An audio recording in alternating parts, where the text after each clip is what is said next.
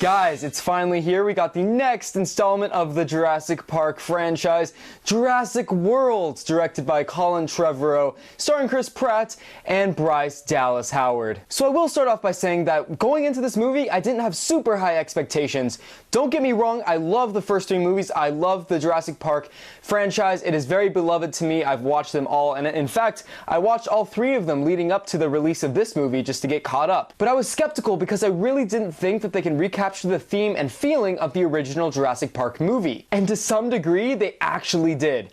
When the boy threw open his blinds in his hotel room and it panned over the Jurassic World park and it played the theme music, I got chills. I'm not gonna lie, I got literal chills. But in a way, it's like, is that just the theme music, or is it actually because this movie's as on par as the first movie? I will tell you right now that this movie isn't as good as the original, but I don't think anyone expected it to be. So let me give you a quick synopsis of this movie. Jurassic World is fully open. Hammond's vision has come to life. Basically, a park with dinosaurs, living, breathing dinosaurs, is in full swing. I honestly don't know how they opened this park with the past three movies in mind and all the events and crap that happened in those movies, but whatever, it's a movie and it's cool. So the park is open, everybody's going to it, it's really cool, it's going well. And then over the years, some of the audience just kind of gets bored with the park. I mean, dinosaurs are kind of just like big things that give them wows, but after a while it just gets old and stale. There's actually one scene where one of the dinosaurs jumps out of the water and it's really cool and epic,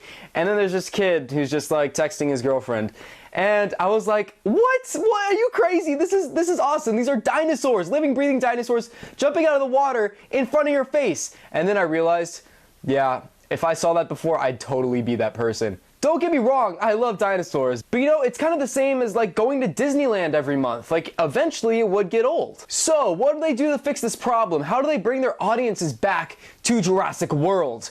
They create genetically modified dinosaurs. The more teeth, the more dollar. The more screams, the more income. It's just how it works. Now, on paper, this sounds like an awesome idea, like more money, why not? But, this dinosaur that they create, this genetically modified dinosaur, is just out of control. It's too much for them to handle. So it kind of goes downhill from there, as you might have seen from the trailers. Now, this movie stars Chris Pratt. If you haven't seen him in anything, go watch Guardians of the Galaxy. Fantastic movie. It came out last summer, and man, it blew my mind. I even started reading the comic books. I know it's kind of blurry, but that's Guardians of the Galaxy right there. And I'm not even really a comic book guy. I just wanted to pick it up because the movie was so good. I digress. I am so sorry. I just don't have any friends to talk to about this stuff. So Chris Pratt plays this guy who's very old-fashioned. And in the movie, he even said, like, dinosaurs, that's enough wow factor. Boom, there it is. You don't need to genetically modify them. Like, he understands the dino nature. Like, he gets it. He's the one guy on the island who gets it. So he kind of is against this whole genetically modifying thing, as seen in the trailers. But he's the one guy they call to when things get out of hand. I mean, his character is awesome. Honestly, it felt like a comic book character. All of these characters kind of felt like comic book characters. Like, they were kind of way over the top. Like, one of the guys who is like,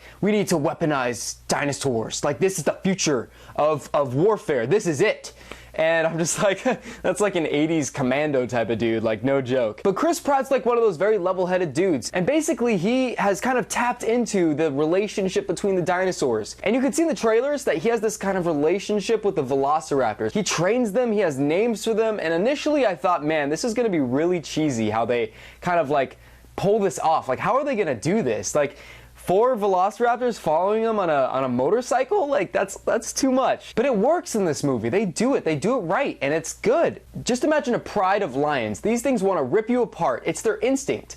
But if you raise them from birth and they're kind of used to you, that instinct kind of like tampers off around you. You know what I'm saying? It's kind of like that for the velociraptors. So the whole velociraptor thing worked for me. I mean, some people might not like it. I liked it a lot. It was just really cool to see these things working alongside with Chris Pratt and kind of their friendship, their bond, their relationship. It was cool. Now, what made the original Jurassic Park movie special is their use of physical, practical effects and props. Now, whenever they wanted to get an up-close and personal shot of the dinosaur that they were portraying, they almost always used a practical, physical prop or effect. And then they used wide shots to show maybe the entire dinosaur, like the long necks in the forest. And I was really hoping to see some of that stuff in this movie because that stuff is really charming and very cool. And there was this one scene where Chris Pratt was kind of cradling this dinosaur and he was like running his hand along it.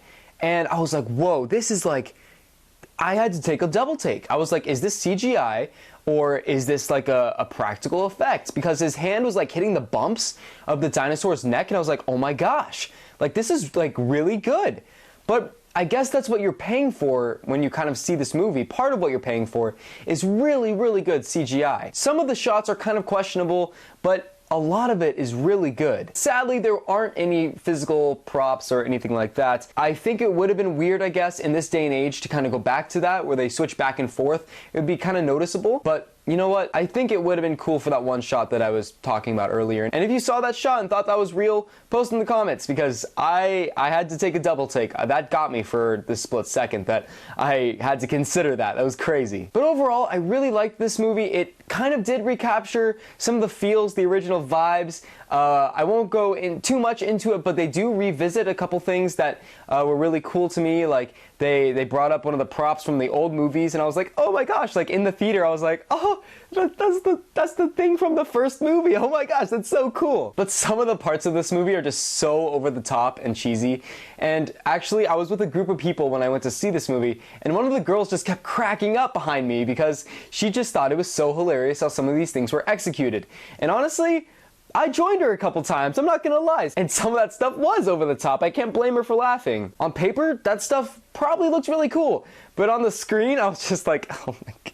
I digress. This movie, I think, is really good. My sister even said on the car ride home, like, I thought that was a really good movie, and she's not a huge movie person. I will say it did a fairly okay job capturing the feel of the park like the original movie did, but in some areas, it does fall flat. And for that reason, I'm gonna give it a 7 out of 10. What did you guys think about this movie? Did the nostalgia kick in when the theme song played for the first time like it did for me? Or did you absolutely despise this movie and think that, you know, they shouldn't have made a 4th Jurassic Park movie? Let me know in the comments below. That'd be really awesome. Let's get a conversation started. And that concludes my review for Jurassic World. Now, it's been like over a year since I've done a video like this with the background behind me and everything like that. Like, that's sad to me. I really like doing these things, and now that I have my own studio, like my own equipment, I got my own lights going, I will be doing a lot of these videos way more frequently, including movie reviews. Anyways, thanks for watching. This has been Jake with Mind Over Mind. I'll catch you guys in the next video. Please subscribe, or at least like this video if you enjoyed. See you guys later.